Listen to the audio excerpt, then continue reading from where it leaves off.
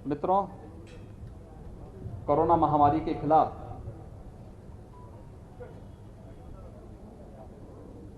देश के अंदर जो अभियान चल रहा है, आदरणीय प्रधानमंत्री जी के मार्गदर्शन में, उनके नेतृत्व में पूरी मजबूती के साथ, पूरी प्रतिबद्धता के साथ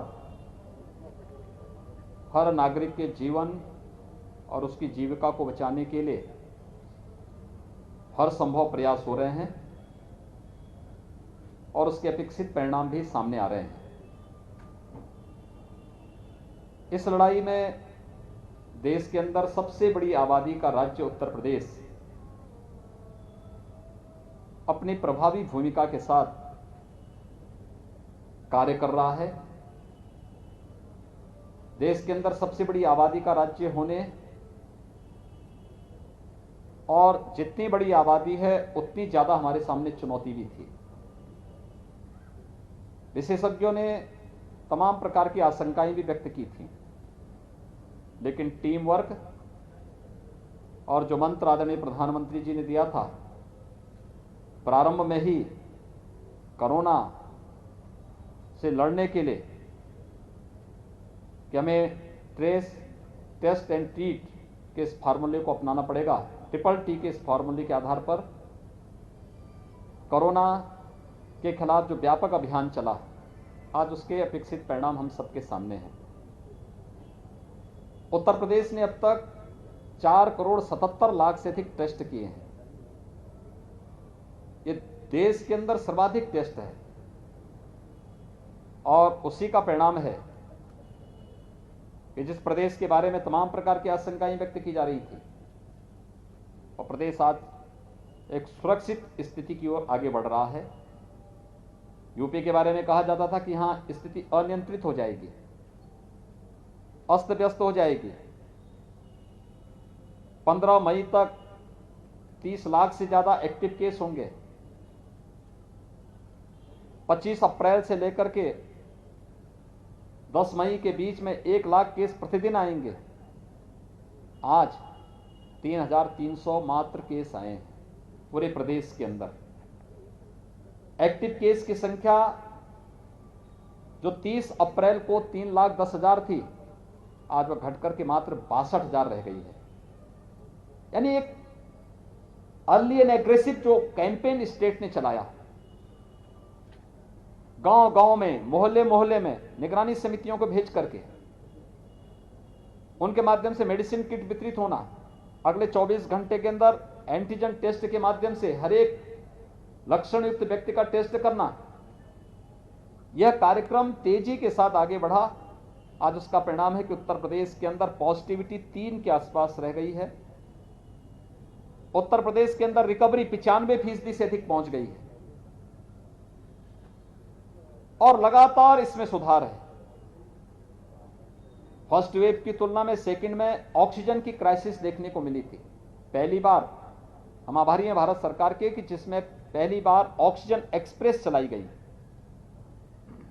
वायुसेना के विमानों के माध्यम से ऑक्सीजन के टैंकर भेजे गए और हर व्यक्ति तक, हर हॉस्पिटल तक हम ऑक्सीजन की आपूर्ति कर सकें, इसके लिए शासन और प्रशासन की टीम ने, जनप्रतिनिधियों ने, हेल्थ वर्कर्स ने, कोरोना वॉरियर्स ने पूरी मेहनत के साथ इस अभियान को आगे बढ़ाया। आज उसके परिणाम हम सबके सामने हैं। हर जनपद को आने वाले समय में ऑक्सीजन के क्षेत्र में आत्मनिर्भर बनाने के एक बड़े अभियान के साथ हम काम कर रहे हैं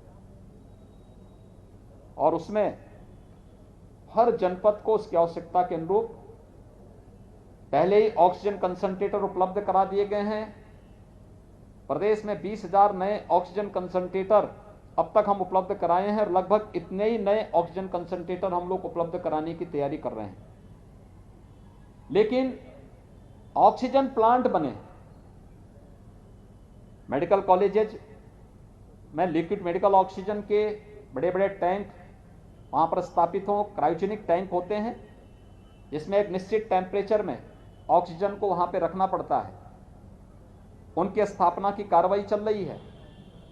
तो हॉस्पिटल, डिस्ट्रिक्ट हॉस्पिटल या सीएचसीज में वहां पर हम लोगों के द्वारा एटमॉस्फेयर से ही ऑक्सीजन बनाने के जो संयंत्र हैं उनकी स्थापना के कार्य को युद्ध स्तर पर आगे बढ़ाया जा रहा है। इस समय हम लोग 300 से ज़्यादा ऑक्सीजन प्लांट उत्तर प्रदेश के अंदर अलग अलग हॉस्पिटल में लगा रहे हैं और देवरिया जनपद में भी यहाँ की टीम ने अच्छा काम किया है। सभी जनप्रतिनिधियों ने मेहनत किया है और यहाँ पर भी 4 नए ऑक्सीजन प्लांट लगाने की कार्रवाई चल रही है। यहाँ की पॉजिटिविटी रेट 3 के आसपास है, जो एक बार काफी ज्यादा बढ़ चुकी थी और 3 के आसपास आ चुकी है और उसमें और भी गिरावट निरंतर देखी जा रही है। इसके साथ ही रिकवरी रेट अच्छी दिशा में यहां की बढ़ रही है। 93% से अधिक यहां की रिकवरी रेट है और इसमें और भी बढ़ोतरी के लिए क्या प्रयास किए जाने हैं, इसके बारे में अभी मैंने यहां की समीक्षा बैठक ली है। समीक्षा के पीछे मेरा एक और उद्देश्य था कि कोरोना की 3rd वेव का सफलतापूर्वक मुकाबला करने के लिए अभी से हमारी तैयारी चलनी चाहिए। लेकिन साथ साथ बरसात का समय आ रहा है और पूर्वी उत्तर प्रदेश के ये जनपद मस्तिष्क ज्वर यानी इंसेफ्लाइटिस की दृष्टि से भी अत्यंत संवेदनशील है। इसके बारे में भी हम लोगों ने यहां पर अपनी रणनीति बनाई है।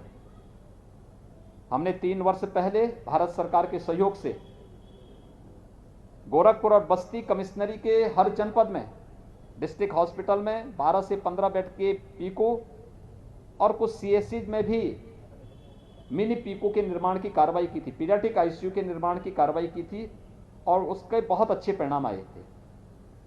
इंसेफ्लाइटिस से मौत के आंकड़े को हम 95% तक रोकने में सफल हो गए थे। हम लोगों को वही रीति अपनानी है। इंसेफ्लाइटिस ट्रीटमेंट के जो सेंटर थे, सब सेंटर थे, आज तो हर जनपद में सैकड़ों की संख्या में हेल्थ एंड वेलनेस सेंटर हैं और हमें घर घर जाकर के, जैसे हम लोगों ने कोरोना के खिलाफ अभियान चला करके घर घर जाकर के स्क्रीनिंग करने का काम किया था, ऐसे ही हम लोग हर जनपद में और खासतौर पर इंसेफ्लाइटिस की दृष्टि से भी संवेदनशील जनपद हैं उनमें भी और प्रदेश के हर जनपद में जहां पर 3rd वेव की आशंका से लोगों में थोड़ा भय है, हम लोग अभी से बच्चों के लिए मेडिसिन उपलब्ध करवा रहे हैं और मेडिसिन उपलब्ध कराने के बाद फिर किसी भी लक्षण युक्त व्यक्ति को पहले ही चरण में उसको दवा उपलब्ध करवाने के साथ उनकी जांच की प्रक्रिया को आगे बढ़ा देंगे। तो हम लोग 3rd वेव को भी रोकेंगे और इंसेफ्लाइटिस से होने वाली मौतों के आंकड़ों को हम लोगों ने पिछले वर्ष तक ला करके जिस स्थिति में किया उससे भी हम नीचे उसको लाने की दिशा में प्रयास करेंगे। यहाँ पर एक पीको का काम, पीको पहले से यहाँ पे बना हुआ है, 15 बेडेड है, 20 बेडेड एक नया पीको के निर्माण के लिए हमने अभी आदेश किया है और एक नई सीएससी लार में उसको भी एक पीडियाट्रिक आईसीयू के रूप में भी वहाँ एक मिनी पीको के निर्माण के लिए मैंने अभी अपनी सहमति दी है कि यह कार्य यहाँ पे प्राथमिकता के आधार पर आगे बढ़ जाए। हर हेल्थ सेंटर, प्राथमिक स्वास्थ्य केंद्र, सामुदायिक स्वास्थ्य केंद्र गतिविधियों का केंद्र बने। वहां पे एंटीजन टेस्ट हो, वहां वैक्सीनेशन की कार्रवाई हो, वहां पे सामान्य जांच की सुविधा लोगों को मिले। इस कार्रवाई के साथ उसको जोड़ने की कार्रवाई तेजी के साथ आगे बढ़ी है और सभी जनप्रतिनिधियों से मैंने अपील की है वह कम से कम एक सीएससी या एक पीएससी को गोद लेकर के वहां की एक्टिविटीज के साथ जुड़े, जिससे हर व्यक्ति को हम बेहतर स्वास्थ्य की सुविधा उपलब्ध करवा सकें और इस दिशा में यह प्रयास प्रारंभ हुआ है। प्रदेश ने अब तक टेस्ट की कार्रवाई में भी एक लंबी छलांग लगाई। 1,81,00,000 लोगों को हम वैक्सीन दे चुके हैं, जिसमें 13,65,000 से अधिक युवा हैं। 1 जून से हर जनपद में हम वैक्सीन देने की कार्रवाई 18 से 44 वर्ष की उम्र के प्रत्येक व्यक्ति को करने जा रहे हैं और वैक्सीनेशन के लिए हम लोगों को प्रेरित कर सकें। हर व्यक्ति टेस्ट कराने से कोई भागे ना, क्योंकि मैंने अभी गांव का दौरा भी किया था और गांव में मैंने देखा है लोगों में कुछ संकोच है टेस्ट कराने से या वैक्सीन लेने से। मेरी आप सबसे अपील है हम लोगों को प्रेरित करें। मीडिया एक बहुत बड़ा माध्यम बन सकता है लोगों को बताने के लिए। जिन लोगों ने, उनके गांव के आसपास जिन लोगों ने वैक्सीन ली है, उनकी फोटो छाप करके आप उनका छोटा सा इंटरव्यू कि मैंने भी वैक्सीन ली है, मुझे कोई दिक्कत नहीं हुई, मैंने भी वैक्सीन ली है और मैं कोरोना से पूरी तरह सुरक्षित हूं। यानी एक सुरक्षा कवच प्रदान करेगा। और इसीलिए वैक्सीन निःशुल्क राज्य सरकार भी और केंद्र सरकार भी 18 से 44 को राज्य सरकार की मदद से और 45 से ऊपर सभी लोगों को भारत सरकार की मदद से निःशुल्क वैक्सीन मिल रहे हैं। वैक्सीनेशन का जो अभियान हमारा 1 जून से 18 से 44 की उम्र के लोगों के लिए प्रारंभ होने जा रहा है, इसमें हम लोगों ने कुछ और चीजें जोड़ने की व्यवस्था की है। एक, हर जनपद में कुछ ऐसे केंद्र बनाएंगे जो अभिभावक स्पेशल हो। 12 वर्ष की कम उम्र के बच्चों के अभिभावकों को समय से वैक्सीन देना, जिससे ये कामकाजी वर्ग है, यह वर्ग सुरक्षित रहेगा तो उनके बच्चे भी सुरक्षित रहेंगे। तो थर्ड वेव की आशंका बच्चों के प्रति व्यक्त की जा रही है, हम उन्हें वैक्सीन देकर के पहले ही सुरक्षित करेंगे। दूसरा, आने वाले समय में 12 से 18 के बीच की वैक्सीन भी आने वाली है। हम समय से उन बच्चों को वैक्सीन देकर के उनको भी सुरक्षित करेंगे। तीसरा, हर जनपद में न्यायिक अधिकारियों के लिए और उनके परिवार के लोगों के लिए और दूसरा मीडिया के लिए भी एक अलग अलग बूथ बनाने के लिए, वैक्सीन के लिए बनाने के लिए कहा गया है। हम लोग कोरोना कर्फ्यू में हैं, हमने लॉकडाउन नहीं लगाया है। कोरोना कर्फ्यू में हमारे उद्योग चल रहे हैं, खेती बाड़ी का काम चल रहा है, राशन की दुकानें चल रही हैं। वे सामान्य गतिविधियां जो कोरोना प्रोटोकॉल का पालन करते हुए संचालित हो सकती हैं, सब्जी मंडी का है, फल मंडी का है, सभी हमारी संचालित हो रही हैं। उन सबको संचालित करने की कार्रवाई की जा रही है। और मुझे विश्वास है कि कोरोना के खिलाफ जो अभियान वर्तमान में चल रहा है, यह अभियान सफलता की नई ऊंचाइयों तक पहुंचेगा। आप सबका सहयोग इस मामले में विकसित है। आप सबसे भी अपील है, लोगों को कोरोना प्रोटोकॉल का पालन करने के लिए हम प्रेरित करें। टेस्ट करवाने से न भागें और वैक्सीन उनकी पारी आने पर वे वैक्सीन जरूर लें। यह उन्हें सुरक्षा कवच, उन्हें और उनके परिवार को सुरक्षा कवच प्रदान करेगा। धन्यवाद।